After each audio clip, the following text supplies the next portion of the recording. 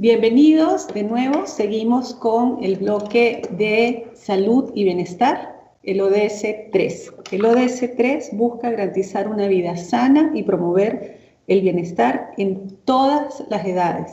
Eso es esencial para el desarrollo sostenible. Vamos a estar hablando de temas de inequidad, vamos a estar hablando de temas de cooperación, todo muy alineado a lo que nos estaba contando Jeffrey Sachs.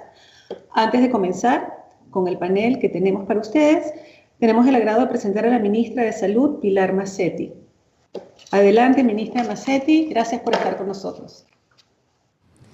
Estimados participantes y miembros del panel, muy buenos días con todos y con todas. Quiero expresar en primer lugar mi agradecimiento a Perú 2021 por esta invitación que nos permite dialogar y presentar brevemente las lecciones que hemos aprendido y las apuestas para el futuro como un país saludable en el marco del tercer objetivo de desarrollo sostenible que corresponde a salud y bienestar. Me acompaña hoy día el doctor Fernando Carbone Campoverde, quien fuera ministro de Salud, hoy es asesor del despacho ministerial y un constante impulsor de que la salud está comenzando en el primer nivel.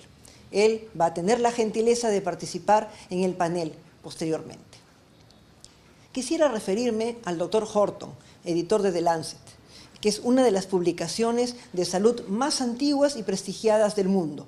Él señala con acierto que el mundo, y por ende en nuestro país, se está viviendo una sindemia. ¿Qué quiere decir esto? La suma de varias pandemias simultáneas y que se relacionan y se retroalimentan la una a la otra. Una de ellas es la pandemia de la COVID-19, el virus al que algunos investigadores ya califican por su eficiencia, entre comillas, su capacidad de expandirse, de transmitirse, de contagiar, de enfermar, de dejar secuelas y matar a las personas como un agente casi perfecto de infección. Otra de estas pandemias, a la que podríamos calificar de la pandemia oportunista, es la de los problemas de salud no COVID, que ya nos generaba muy serias dificultades como país y en estos 8 meses hemos visto alinearse detrás de la primera pandemia, sumándose a los daños causados por ella y cuya exacta dimensión, los daños no COVID, solo podremos valorar más adelante. Una tercera pandemia es evidentemente la socioeconómica, que está signada por la pérdida del empleo, la falta de trabajo, el crecimiento de la pobreza, el impacto en el hambre de las personas, el retroceso de los indicadores de desarrollo de los países que tanto cuesta hacer avanzar, en especial de aquellos que tienen menos espaldas económicas como las nuestras. Tenemos también una pandemia mediática, con una sobresaturación de noticias generalmente negativas, a veces iniciales, a veces poco trascendentes, otras no verificadas. Y esta pandemia mediática puede invadir nuestros hogares, nuestras familias, nos genera falsas expectativas o seguridades o nos genera angustia y nos satura a todos en la población. Finalmente, está lo que el doctor Horton denomina la pandemia más difícil de combatir, la de las conductas de exposición y riesgos irresponsables, la de la corrupción oportunista, que aprovecha la desesperación de las sociedades y de los países y así engorda su bolsillo. La de la violencia delincuencial, que aprovecha cuanto espacio encuentra para hacer de las suyas. La de la confrontación política estéril, la de la falta de la solidaridad. ¿Qué nos deja esta sindemia? Que nos permita construir un futuro diferente, un futuro promisor, partiendo de las luces y sombras que todos arrastramos desde el pasado y de las lecciones aprendidas ahora, en este presente tan difícil. Algunas reflexiones que quisiéramos hacer al respecto. En primer lugar, nos confirma que en los momentos de mayor crisis, si bien es cierto que pueden convivir el bien y el mal, el heroísmo y la villanía, siempre termina imponiéndose lo primero sobre lo segundo. Profesionales y técnicos de salud y los aliados de la salud, los policías, los soldados, los bomberos, los serenos y otras entidades más, todos ellos asumen conscientemente el riesgo de exponerse por cuidar a los demás. Más de 1000 se han convertido en mártires, entregando su vida. Miles más son héroes, no debemos olvidarlos y debemos honrar siempre su memoria. Desde lo público y lo privado hemos sido capaces también de sumar esfuerzos para mejorar en un lapso relativamente corto. Nuestra capacidad de cuidado para los casos más graves se ha sumado y aunque hay que seguir creciendo sin descanso, esto nos permite esperar a pie firme una segunda ola que avanza por el mundo inexorablemente. Y en materia de ciencia y tecnología hemos visto que tenemos capacidades que debemos despertar y potenciar para responder y estar preparados para situaciones que no son nada previsibles y se pueden repetir en el futuro. Un segundo aspecto importante es que hemos confirmado que en circunstancias extremas somos capaces de hacer de la solidaridad el camino más fuerte para salir adelante. Practicamos, como dijo Teresa de Calcuta, que todos debemos aportar aunque nos sintamos mal, aunque nos duela, estemos cansados, deprimidos, pero igual todos tenemos que seguir aportando. En ello nos unimos todos, los empresarios, los trabajadores, el Estado, la sociedad civil, el ámbito privado, las iglesias, todos los niveles de gobierno, las organizaciones de base. La solidaridad es el camino para salir adelante. Un tercer aspecto fundamental para el futuro es que sí somos capaces de reinventarnos, de encontrar formas alternativas de subsistir con ingenio y sin miedo al qué dirán, por ejemplo. Son tiempos difíciles y creo que todo trabajo digno vale. El ingenio de los peruanos está más que demostrado. Todas estas y otras son expresiones no solo de ingenio ante la necesidad, de resiliencia apropiada para crecernos ante la adversidad, sino en particular de nuestra capacidad de reforzar la salud mental, tanto del individuo como de nuestras familias y de la comunidad. Ahora nos toca como sociedad y como país dimensionar la salud como una base para el desarrollo social, como la base de nuevas políticas de protección social que generan bienestar económico y que no se pueden desligar. Esto va a suponer generar realmente en un plazo razonable de tiempo, por ejemplo, servicios de calidad que cuiden integralmente a todos, en especial a aquellos que tienen menos salud, menos educación, menos nutrición, menos acceso a la seguridad social. Generar redes de salud integradas que cubran la atención de los trabajadores ante alguna crisis temporal, como seguros de desempleo y otras alternativas. Generar redes sociales que logren llegar hasta los informales y a las clases medias que sean más vulnerables y de riesgo, que rápidamente pueden entrar en una situación de catástrofe. Generar una respuesta y un sistema sanitario basado en la atención primaria de la salud.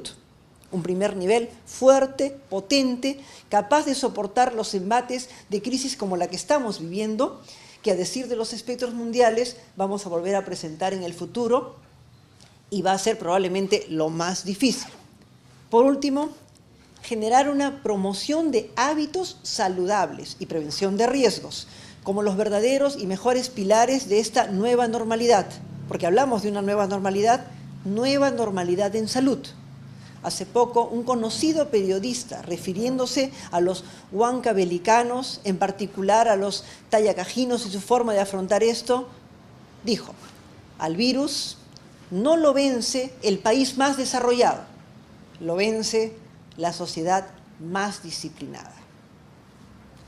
En este camino de corto plazo, todos los actores de los ámbitos, tanto públicos como privados, estamos en realidad llamados a sumar para multiplicarnos. En los últimos 2 años, el sector ha asumido un doble reto: resistir, afrontando la crisis del sistema de salud, y reconstruir, transformando el sistema de salud. Y en estos últimos meses, reconstruir y resistir son parte de nuestra forma de abordar la pandemia. Estamos construyendo ahora, todos juntos, políticas, instrumentos y herramientas que silenciosamente invitan a todos los actores a participar en un cambio y transformación de la salud. La política nacional multisectorial al 2030, Perú, país saludable, es un ejemplo de ello y ha sido construida en forma consensuada por primera vez, y probablemente uno de los primeros del mundo, entre 13 ministerios y en el seno del Consejo Nacional de Salud, donde la participación del ámbito privado es una realidad. Esta es una política de Estado en la cual se entiende que el Estado somos todos nosotros y que hará posible en forma sostenible eso de una nueva normalidad en salud. Hoy aprovecho esta oportunidad para invitarlos a todos a participar activamente, todos juntos, valga la redundancia, en la implementación de esta política a lo largo de los próximos años. Una vez más, agradezco a los organizadores la invitación. Les deseo éxitos en esta misión de promover la construcción de un país que sea sostenible, un país digno, saludable, feliz para todas las peruanas y peruanos. El Perú con el que todas y todos soñamos, y nosotros y las próximas generaciones no solo nos merecemos, sino que lograremos construir si nos mantenemos todos unidos. Muchas gracias.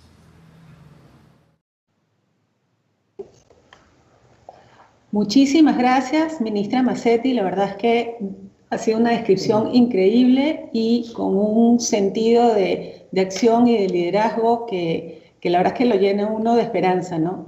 Y creo que algo de lo que dijo, decía, ¿qué nos deja esta pandemia, no? Trabajar hacia un futuro mejor. Y efectivamente creo que ya hemos visto que hay estas capacidades para tener un futuro mejor, pero además la conciencia ecosistémica de lo importante que es trabajar la salud como un pilar estratégico en el desarrollo sostenible para todos, ¿no? Bueno, muchísimas gracias de verdad por eso. Estoy segura que es una charla que muchos van a ver una y otra vez. Bueno, ahora le quiero dar el pase a Jimena Benavides. Jimena es investigadora y docente de la Universidad de Yale para conducir el panel de los ODS 3. Muchas gracias. Bienvenida, Jimena.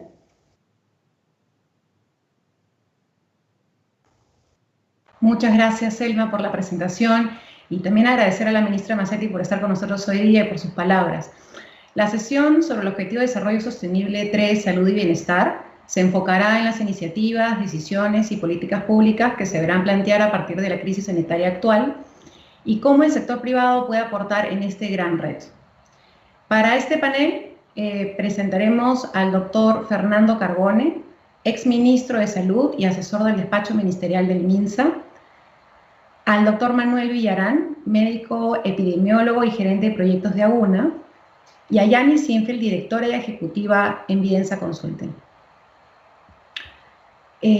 Esta pandemia nos ha dejado muchas lecciones, y entre ellas quisiera resaltar una que es muy evidente: la vulnerabilidad de los peruanos para acceder a una salud de calidad. Teniendo en mente la enorme oportunidad que tenemos de hacer cambios reales y sostenibles en ese sector, les propongo a ustedes panelistas dividir este panel en 3 bloques de preguntas. Luego de cada bloque, cada uno tendrá un máximo de 4 minutos para responder desde la perspectiva del gobierno, del sector privado y de la investigación y la academia. Empecemos con el primer bloque de preguntas. Iniciamos el año 2020, año de la universalización de la salud, con una población no asegurada superior al 20%. Aún con un sostenido crecimiento en el aseguramiento público, hace falta una cobertura prestacional y financiera para hacerlo real. La pandemia ha hecho evidente que el aseguramiento no garantiza la disponibilidad de los servicios de salud, ni que sean de calidad y accesibles, y ha hecho notorio el problema de gestión en salud que tiene el Estado desde hace varias décadas, por cierto. Las políticas de salud no han estado orientadas a evitar que seamos pacientes. Más aún, un porcentaje significativo de peruanos no tiene garantizados los determinantes sociales de la salud. 1 de cada 3 hogares peruanos no cuenta con agua potable. El 14% de las viviendas no cuenta con alumbrado eléctrico. Más de 1 millón de hogares viven en una habitación o menos para 3 a más personas. 4 de cada 10 provincias en el Perú no cuentan con un hospital, por citar algunas cifras alarmantes. ¿Cómo lograr una real universalización de la salud bajo estas condiciones? ¿Qué hace falta para que la salud en el Perú sea una garantía por la condición de ser persona? Doctor Carnevale. Muchas gracias. Como la ministra tuvo a bien señalar, hay 2 tareas a las que nos venimos dedicando en realidad desde el año pasado. Es, en primer lugar, atender el problema de salud existente, que lo suscribimos, lo que ustedes acaban de leer es totalmente real, y al mismo tiempo construir un cambio y transformación de la salud. En estos últimos 8 meses ha sido muy difícil porque la pandemia nos focaliza en lo coyuntural, en lo que hay que atender en el día a día. Y con la segunda ola eso va a ser todavía mucho más intenso para tratar de minimizar daños e impactos. Pero la construcción del futuro pasa por aspectos de política, de modelo, de herramientas y de financiamiento. De políticas que pretendemos sea un legado para los siguientes 10 años, está la cobertura universal, promulgada a finales del año pasado, la política nacional multisectorial de salud al 2030, Perú País Saludable, construida por 13 ministerios, es única en el Perú y única en América Latina y una de las pocas existentes a nivel mundial. Pero además ha participado la sociedad civil, ha participado el sector privado, etcétera. Eso es importante de señalar porque es una política construida por consenso. David Tejada de Rivero decía que la política es el arte de construir consensos buscando el bien común con estricto respeto a todos los que participan. Y esa ha sido esa construcción. A esto se suma el modelo de cuidado integral de la persona, familia y comunidad por curso de vida y una serie de herramientas como las redes integrales que deben también aterrizar en un financiamiento de salud que crezca ya no al 6%, últimamente se habla de un 8.5 como un nuevo horizonte, como respuesta a los procesos de la pandemia que de alguna manera han desnudado la fragilidad del sistema de salud a nivel mundial, no solo en el país. Mal de muchos, consuelo de tontos. No vamos a consolarlo en lo que pasa en otros países y que se está viendo a diario. Pero como diría el doctor Horton, el editor de The Lancet, todo está demostrando que hemos sido soberbios en materia de salud, de manejo de alguna manera de los procesos que la naturaleza termina diseñando como respuesta a la raza humana que se introduce en ella. Por lo tanto, la universalización se puede construir con esto. No es solo el financiamiento del CIS, como alguien dijo. Están las prestaciones, está el intercambio prestacional, está el CIS, está lo que llamamos nosotros la función salud, que comporta los gobiernos regionales, el gobierno nacional. Hay toda una serie de árboles de un gran bosque que nos permite llegar a la universalización de la salud con justicia, con dignidad y al alcance para todos. Ese es el trabajo que en paralelo, silenciosamente, que muchos no conocen pero que pronto se difundirá, que esperamos tenga una continuidad por 10 a 15 años, que permite construir una universalización y un acceso digno a la salud. Muy bien, muchas gracias. Manuel, bienvenido. Gracias, Jimena. Gracias a los organizadores por la oportunidad de estar acá hoy día. Yo me quedo o empiezo con una de las preguntas que habías elaborado cuando iniciaste este bloque, ¿no? Y es cómo lograrlo bajo estas condiciones, cómo lograr este mejor acceso, esta universalización. Y lo cierto es que bajo las condiciones que traíamos, era un escenario complicado. Efectivamente, como bien dice el doctor Carbone también, y la ministra, el mundo COVID que nos ha tocado vivir nos permite abrir la posibilidad de reevaluar, ¿no?, y estructurar nuevas dinámicas. Lo cierto también es que, con respecto a la pregunta que hacías, frente privado, tenemos el tema de los pagadores y el tema de los prestadores, ¿no? Con respecto al tema de los pagadores, efectivamente también el aseguramiento no ha podido todavía tener la penetrancia que probablemente se hubiera esperado en los años de desarrollo que tuvo el país, y probablemente este escenario también agudice un poco la situación de los aseguramientos, ¿no? Entonces, tenemos que, desde el sector privado, también ver cómo reinventamos este escenario para poder ser más accesibles a la población en general, en un contexto tan complicado como en el que estamos. Sin embargo, como decía también, no es solamente el tema del pagador, sino el tema del prestador, porque inclusive en este escenario complejo que estamos pasando, cuando experimentamos los picos de hasta hace unas semanas, veíamos cómo inclusive personas que tenían un seguro no podían tener una cobertura adecuada, porque efectivamente también ha habido de alguna manera, una deuda respecto a toda la parte de infraestructura. Y el COVID ha permitido tangibilizar estos déficits que ya existían desde antes, ¿no? Pero ahora los hemos podido palpar de una forma mucho más dolorosa. Y existen también, desde el sector privado inclusive, y esto es un tema cultural también, ha habido un énfasis en el manejo hospitalario, en el manejo de alta complejidad, ¿no? Y se describe, bueno, desde 1978 en la Declaración de Alma Ata, ¿no?, la importancia de la atención primaria, pero creo también que ahí ha habido un problema de traducción, ¿no es cierto? Porque cuando uno escucha atención primaria, por un lado decodifica atención es cuando una persona ya es paciente, cuando ya tiene enfermedad, y también uno decodifica primario como básico, como sencillo.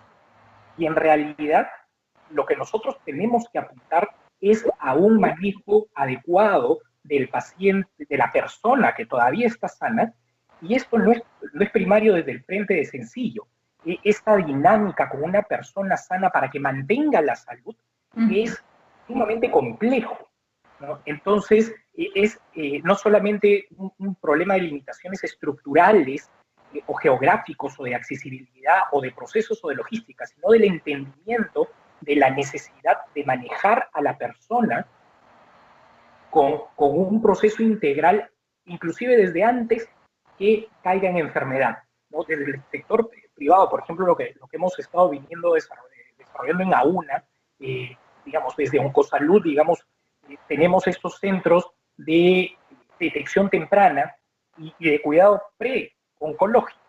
Obviamente, de presentarse un escenario en el cual ya hay un diagnóstico, entonces se escala al manejo más elaborado, ¿no? Lo mismo estamos tratando de replicar. Entonces sí creo que es una responsabilidad también desde el frente del sector privado tener este cambio de mentalidad y empezar a tener redes que tengan este cuidado integral de la persona que evolucione de ser necesario en la atención hospitalaria. Efectivamente, Manuel, te agradezco los comentarios. Concuerdo totalmente contigo en que hay que priorizar la atención primaria como una idea de salud integral del ser humano, sin esperar que se convierta en paciente. Y me llama bastante un ejemplo como en la región latinoamericana, y el Perú no es una excepción, el cáncer de mama se detecta normalmente en un estadio 3 y 4, justamente por esta falta de prevención, y es una enfermedad notable que debemos de atender. Yanis, por favor, tus comentarios. Muchas gracias, Jimena. Muchas gracias a todos los que nos están escuchando. Mira, yo quiero dar un paso atrás antes de pensar en salud, porque tus comentarios iniciales me parecen súper importantes, ¿no?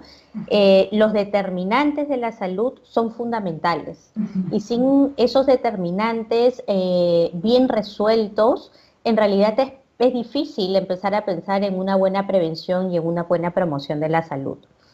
Yo tengo la sensación de que hemos avanzado en estos últimos 20 años de manera significativa en el cierre de brechas de infraestructura, ¿no? Por ejemplo, en temas de agua y saneamiento, en el año 2000, 69% de las viviendas tenían servicios conectados a una red pública. En el año 2019 era 91%, ¿no? En educación, en el año 2000 teníamos que 67% de los niños en edad escolar podían acceder a la educación secundaria, digamos, al año que le correspondía. En el año 2019 eso aumentó a 85%. Sin embargo, creo que estamos demorándonos en dar el salto a la mejora en la calidad, ¿no? El ODS, digamos, de agua y saneamiento nos dice que debemos alcanzar el 2030 agua limpia para todos, ¿no es cierto? Cuando vemos nosotros la calidad del agua, por ejemplo, en zonas urbanas, solo el 54%, o sea, 1 de cada 2 accede a una fuente de agua segura. Y en las zonas rurales es 4 de cada 100. ¿Ok? Cuando vemos temas educativos, en realidad estamos viendo que los alumnos que terminan secundaria, no menos del 15% realmente sabe resolver problemas matemáticos y termina sabiendo, entendiendo lo que lee. Lo mismo pasa en salud. En salud hemos dado un salto gigantesco en temas de aseguramiento. Yo creo que eso es fantástico. En el año 2000, 32% de las personas estaban aseguradas. En el año 2020, ahorita, tenemos ya 96% de cobertura poblacional. Pero sí tenemos que ver estos determinantes y una adecuada planificación territorial para poder dar ese salto cualitativo, ¿no? El doctor Carbones citaba Lancet, y yo también leí hace un par de semanas este artículo que decía que el COVID-19 en realidad no era una pandemia, era una sindemia. Y además, digamos, del tema, del tema que nos puede generar de confusión, creo que lo importante es que nos sirve para recordar que el COVID no es un evento aislado. No es solamente una infección viral que va saltando de persona en persona y que tiene aspectos inmunológicos y virológicos específicos. Lo que nos recuerda es que tiene determinantes sociales. Estos determinantes de los cuales tú, Jimena, hablabas, y de los cuales creo que es importante llamar ahora la atención. Y de repente esa es una de las razones por las cuales nos ha ido tan mal. Y estos determinantes sociales necesitan soluciones intersectoriales y tienen la necesidad de atenderse a través de consensos. Entonces, yo creo que ese es un tema fundamental. Ahora, para el tema específico de salud, sí considero que el DU 017 del 2019, el que se recientemente aprobó en diciembre, que garantizaba la universalización de la salud, es fundamental porque pone el pie en el derecho, porque las personas tenemos derechos iguales independientemente de dónde trabajemos o cuáles sean nuestras características socioeconómicas. Lo que necesitamos ahora, que ya tenemos esa cobertura poblacional, es trabajar en mejorar la cobertura prestacional, qué servicios nos brindan, y la financiera. Y yo quiero terminar simplemente diciendo que, a mi juicio, si bien este es un proceso gradual, hay cambios que tienen que hacerse y que son fundamentales. El primero es que necesitamos pensar en el ciudadano. No podemos seguir pensando en funciones, en procesos, en burocracia, en temas administrativos. El ciudadano tiene que ser el centro. Y para poner al centro el ciudadano, tenemos que medir el nivel de servicio y la cobertura efectiva. ¿Qué recibe el ciudadano? Y para eso necesitamos sistemas de información potentes, desde las CIPRES hasta el despacho de la ministra, de tal forma que se puedan tomar decisiones adecuadas. Excelente, Yanis. No puedo estar más de acuerdo contigo en la necesidad que como país tenemos en generar políticas públicas que estén abocadas a poder resolver los problemas de los determinantes de la salud. Y me animaría inclusive a contextualizar estos determinantes de la salud con nuestro país y probablemente empezar a hablar una nueva narrativa sobre los determinantes de la salud, incluso incorporar la corrupción como un determinante de la salud, ¿no? Como esta necesidad, la narrativa de los determinantes de salud nos hace pensar en esta necesidad de cambiar el status quo que hemos venido teniendo. Y no totalmente de acuerdo contigo en que la pandemia es justamente una oportunidad para poder reflexionar sobre esos puntos. Creo que estamos planteando de una gran manera el segundo bloque, o la finalidad del segundo bloque de preguntas. Es el siguiente: la pandemia ha expuesto notoriamente inequidad y desigualdad social y económica de nuestra población, así como amplias vulnerabilidades en el acceso a la salud de calidad. Con la data disponible vemos que la baja densidad demográfica en algunos lugares de nuestro país no ha evitado el alto número de contagios y que existiría un gran impacto en zonas rurales y comunidades indígenas. Trasladarse a un centro de salud rural demora 5 veces más que ir a uno urbano. 2/3 de la población tiene enfermedades crónicas o no transmisibles y 7 de cada 10 fallecidos por COVID son adultos mayores, solamente para poder mapear qué tipo de poblaciones vulnerables tenemos. Con estas cifras y en medio de una crisis institucional, ¿cómo garantizar que los peruanos accedan a una atención de calidad y qué acciones concretas están en manos del Ejecutivo y del sector privado para lograrlo? ¿Cómo permitimos que la sociedad civil tenga un rol central y fiscalizador en el acceso a la salud de calidad? Doctor Carbone, por favor, sus... Gracias. Me da mucho gusto compartir un panel donde, aunque los tiempos sean cortos, nos sumamos y nos complementamos. Creo que eso es muy bueno y eso señala ya un cambio en el país. Y lo que hay que hacer es que ese cambio se profundice y vaya a la transformación. Si ustedes se ponen a estudiar por qué Huancavelica ha sido una de las últimas regiones afectadas y la que más ha logrado controlar la situación cuando ya se presentó, evidentemente llega un momento en que también es desbordada.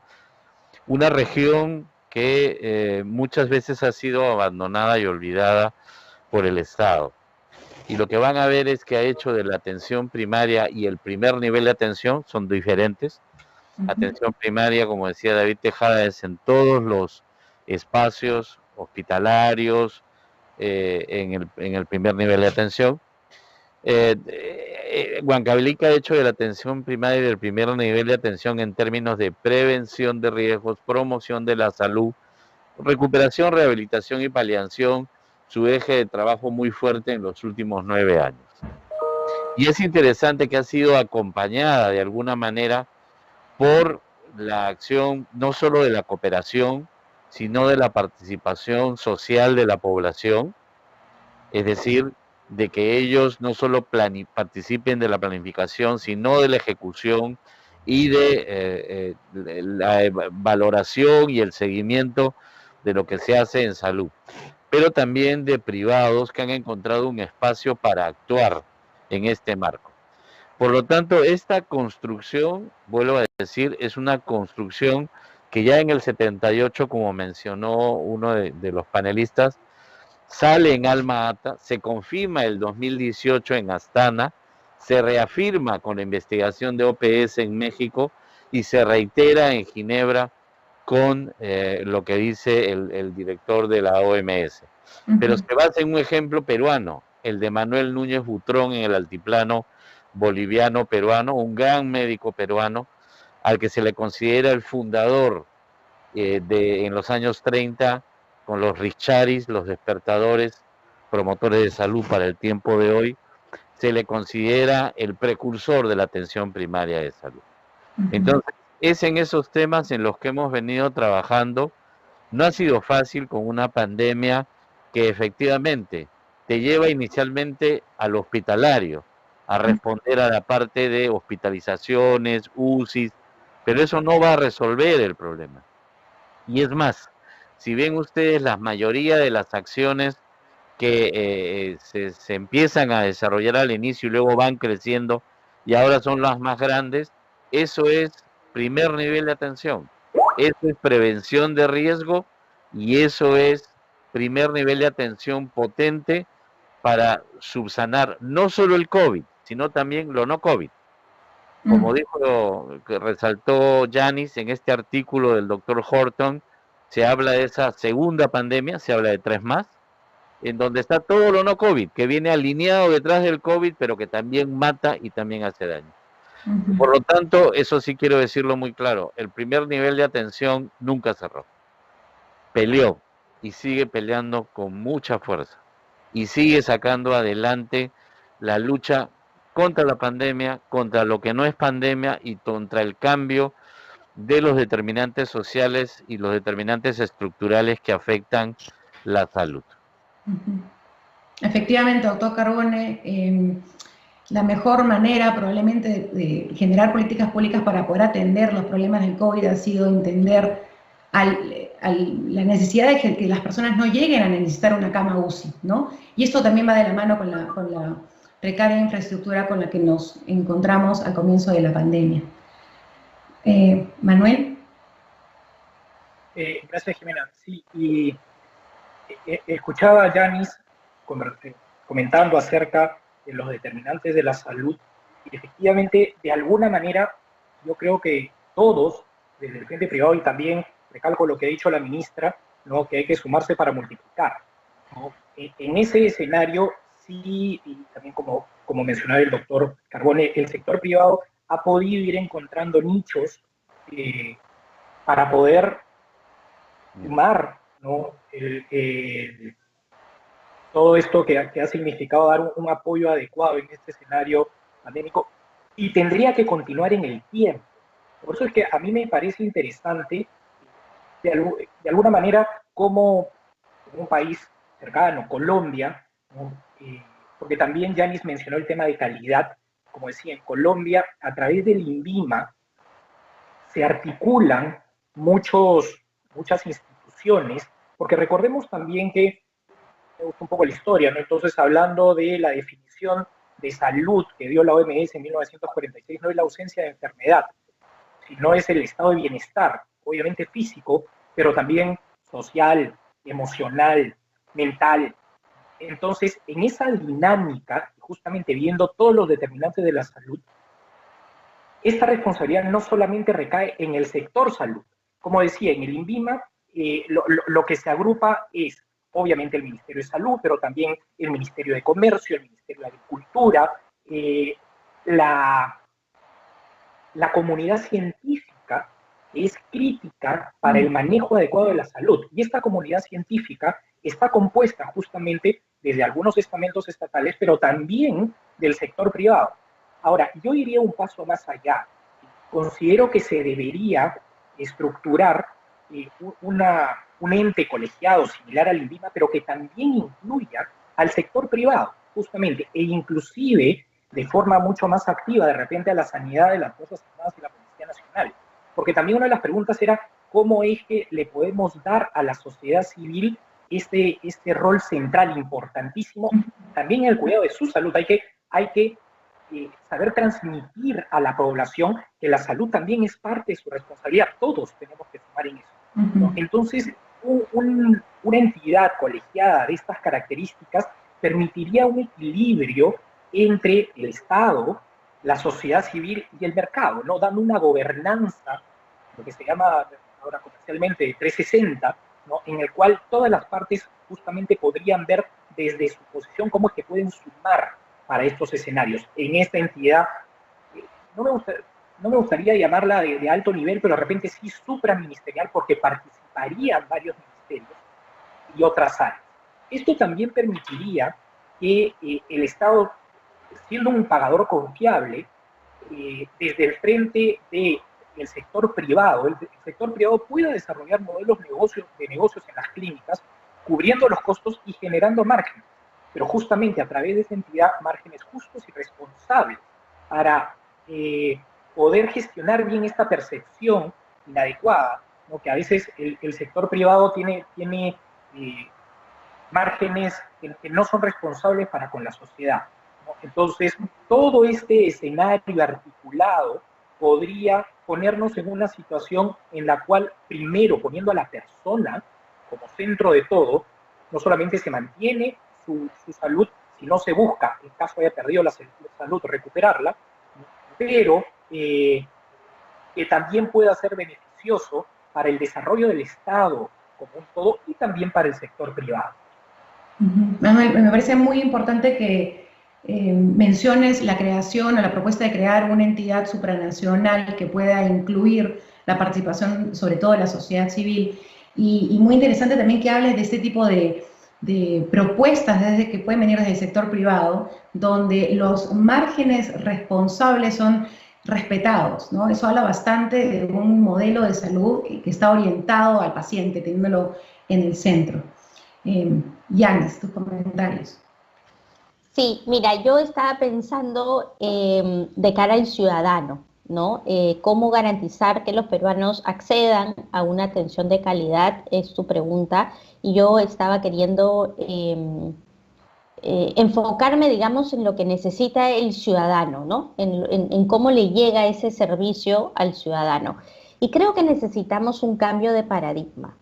Creo que necesitamos dejar de pensar en cierre de brecha de infraestructura que promueve el ladrillo y el cemento, a uno que busque realmente servicios de calidad para los ciudadanos, ¿no? Y esto tiene que ver con lo que mencionaba en la pregunta anterior del nivel de servicio y de aquellas atenciones que van a estar garantizadas para que lo sepa tanto los prestadores como los ciudadanos y lo podamos exigir. Hay algunas experiencias interesantes que están ocurriendo ya en el sector salud en el Perú. Yo voy a citar algunas que están más vinculadas con el salud porque las he estudiado de cerca y me parecen interesantes y me parecen replicables. La primera es contrataciones al sector privado, a IPRES privadas, y se le llama modelo de complejidad creciente. Son IPRES que están contratadas para resolver las necesidades más frecuentes de la población adscrita a ese establecimiento de salud de manera cercana, ¿no? De manera oportuna y con estándares de calidad. Lo más importante para mí que tienen estas IPRES es que brindan atenciones de salud a la población que está asignada en el territorio, ¿no es cierto? Esta necesidad de planificar en el territorio. Y se le dan especialidades médicas, digamos, las comunes, de pediatría, de ginecología, de obstetricia, pero también otras, y por eso se llama complejidad creciente, como gastro, como cardiología, como oftalmología, ¿no? Se le da también en esa misma IPRE servicios de apoyo al diagnóstico, como laboratorios, rayos X, ecografías, mamografía, y también servicios de apoyo asistencial, como pueden ser nutricionistas, psicólogos, etc. Además de atender las urgencias, que como sabemos en el país, digamos, por la falta de ese primer nivel de atención, las personas que necesitamos atención terminamos yendo a las emergencias, cuando en realidad pueden ser fácilmente catalogadas como urgencias. Entonces, a mí por ejemplo, modelo me parece interesantísimo. ¿Y cómo se le paga a este prestador? A través de dos componentes. Uno fijo, es un pago capitado, ¿no es cierto?, por asegurado, que se divide en dos componentes, el fijo y el variable. Y ese variable está sujeto a cumplimiento de indicadores sanitarios, principalmente preventivos. ¿Cuáles son los resultados? Hay un alto nivel resolutivo, 95% de las atenciones son resueltas en esa IPRES. Hay una alta satisfacción de los usuarios, 70% la consideran muy buena y buena, y tienen súper buenos resultados en términos de que los pacientes terminan con el 100% de los medicamentos. Entonces, este tipo de experiencias a mí me parecen fundamentales, ¿no es cierto? La otra experiencia que tiene eSalud, que es buenísima, es la del operador logístico en medicamentos, que permite que 9 de cada 10 asegurados en eSalud termine con su receta, ¿no es cierto?, completa. Y es un cambio en el paradigma, no es ver la disponibilidad en el establecimiento, es ver que realmente lo que se le ha recetado sea lo que el paciente recibe. Entonces, resumiendo, creo que necesitamos ese cambio de chip, ese cambio de paradigma, ¿no?, para pensar en nivel de servicio y para pensar en cierre de brechas de servicios en vez de seguir pensando en cierre de brechas de infraestructura. Magnífico, Yanis. Ahora, acompañado con esta idea del nuevo paradigma y los nuevos modelos o ecosistemas de salud a medida, creo que uno de los grandes retos es poder identificar estas necesidades puntuales de comunidades particulares. Y para eso nos apoyamos mucho en la data, ¿no? Dicen que la data es la manera de hacer visible a los invisibles. Y en esta pandemia, uno de los grandes retos ha sido ver la falta de data, o cómo la data no era accesible, o no estaba, o simplemente no existía, sorprendentemente. Y estamos en una etapa de probablemente de repensamiento de la salud, apoyándonos en la tecnología. Y en la tercera pregunta que les tenía a todos, y nos queda poco tiempo para acabar el panel, así es que probablemente vamos a tener que ser mucho más concisos en nuestras respuestas. La idea es que durante la pandemia la telesalud ha permitido sin duda llegar a personas y lugares con acceso restringido a la salud, ¿no? Sin embargo, el Perú tiene un alto déficit en infraestructura digital y en interoperabilidad. Según las cifras del Banco Mundial, el 40% de la población no tiene acceso a Internet. Esta pandemia también nos ha confirmado que de no contar con un sistema de información y análisis de datos reales y actualizado, cualquier decisión eficiente en el sector es muy difícil. ¿Cómo digitalizar la salud en el Perú sin crear mayores brechas de desigualdad? ¿Cómo lograr, con ayuda de la digitalización, el desarrollo sostenible de un sistema de salud orientado a resultados y centrado en el paciente? Doctor Carbone. Muchas gracias. Hace poco se ha aprobado la agenda digital y la hoja de ruta para su construcción. Es una construcción colectiva y consensuada que se hizo desde el año pasado con apoyo del BID, en donde han participado distintos sectores, Concitec, Ministerio de Transporte, etcétera. ¿Qué hay ahí? Lo que usted acaba de señalar. No solo el tema de historia clínica electrónica única para todos, sino el manejo de información que sirva para la toma de decisiones, desde un nivel local, en el primer nivel de atención, hasta un nivel más complejo como una jereza o una direza y el nivel nacional. La idea es ir sin estar perdiendo el pie, que los datos son un instrumento para la toma de decisiones desde lo pequeño a lo más grande, pero debe ser un sistema que vaya por los mismos carriles para todos. No podemos estar cada uno yendo por su lado y de alguna manera dispersando lo que nos pasa en infraestructura, en servicios y en lo demás. Agenda única y ruta única para la construcción de la digitalización de la salud. Excelente. Manuel. Gracias, Jimena. Sí, hay una frase en inglés, me voy a permitir decirla y ahí la traduzco: information is power, ¿no? Información es poder. Y efectivamente también, inclusive, uno no puede hablar de libertades si es que estas libertades no están dentro del marco del conocimiento y de la información adecuada. Y me parece adecuado también cómo se ha planteado parte de la pregunta, que es cómo lograr, con ayuda de la digitalización, el desarrollo, porque la digitalización no debe ser un fin, la digitalización debe ser un medio, como bien dice el doctor Carbone, también único para poder tener un manejo sólido. Yo por entrenamiento soy epidemiólogo, ¿no?, y saludista público, entonces el reconocimiento de la potencia de la información es fundamental para poder avanzar en políticas, ¿no?, y en realidad en la gestión de la salud. Ahora, sí me parece importantísimo que todo el tema digital, todo este tema de crecimiento tecnológico, que podría ser inclusive considerado como un determinante social de la salud, vaya acompañado de educación y de transparencia de la información.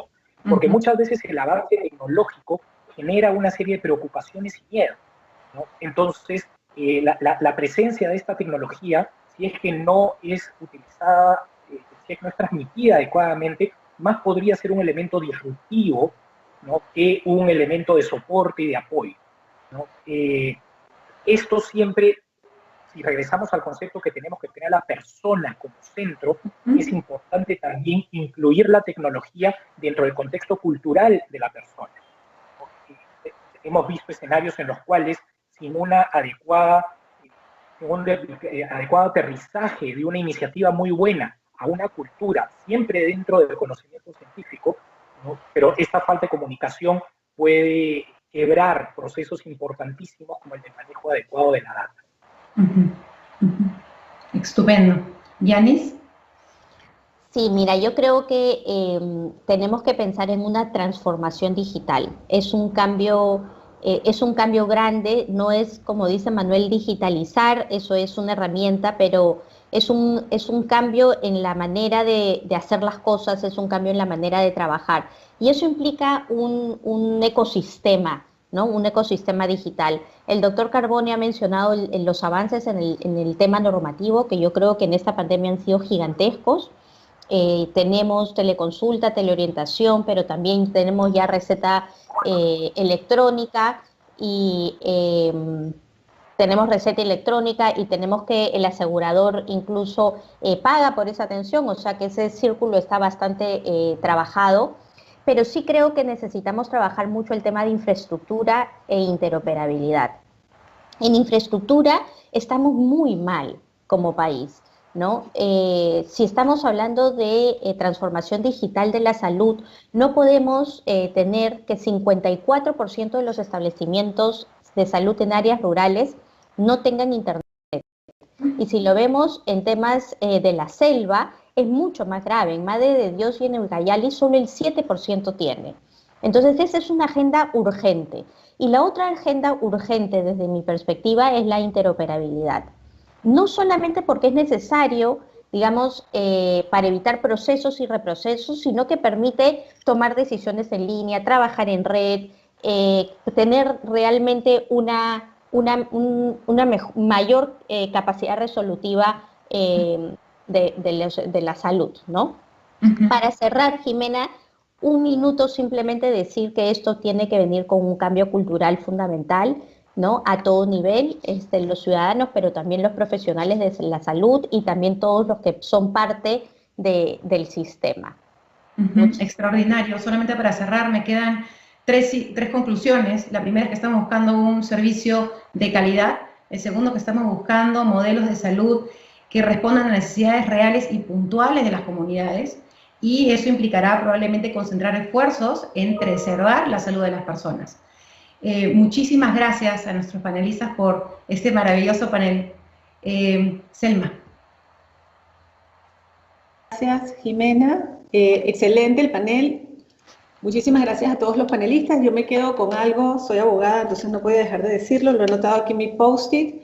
Regulación, por favor. Hay que flexibilizar la regulación, hay que actualizarla. Sin eso se hace muy difícil facilitar la inversión, el desarrollo por parte del sector privado. Entonces, en esta nueva normalidad de cooperación, creo que eso es algo que hay que ver. Bueno, con esto cerramos el panel. Muchísimas gracias y vamos a pasar ahora a escuchar a los amigos de Entel. Ellos tienen una iniciativa que se llama Guerreros COVID y nos vemos en unos minutos. Gracias.